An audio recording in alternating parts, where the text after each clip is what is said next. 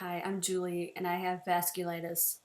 I was diagnosed with a form of vasculitis called Wegener's granulomatosis in 2005.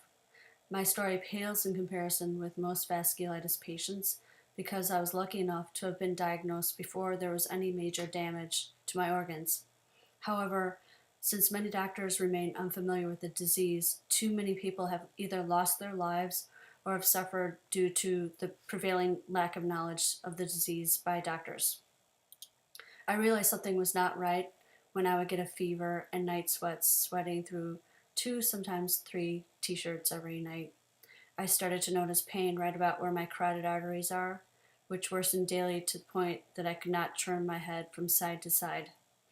I had a terrible headache and barely had enough energy to get out of bed in the morning, let alone take care of a newborn. A family doctor believed it was just an upper respiratory infection, so I was put on a round of antibiotics. When my condition did not improve, I was put on another round of antibiotics. And this can go on and on and on, and it typically does for months for most vasculitis patients.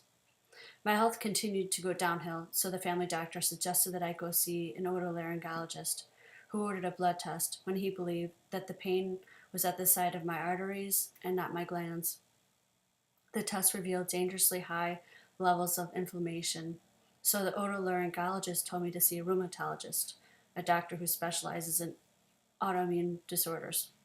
By the time I saw the rheumatologist, tests showed that the disease had already caused lesions all over my lungs and was beginning to attack my kidneys.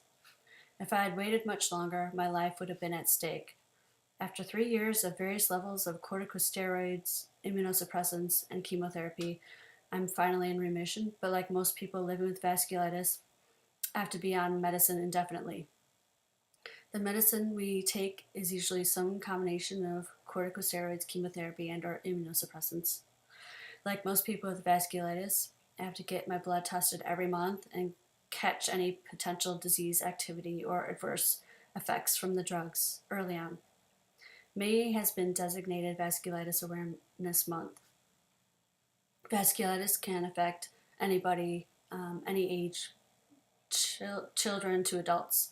Our goal is to raise awareness of the disease to the general public and medical community. Early diagnosis and effective treatment is key to preventing permanent damage. To learn more about vasculitis, visit www.vasculitisfoundation.org.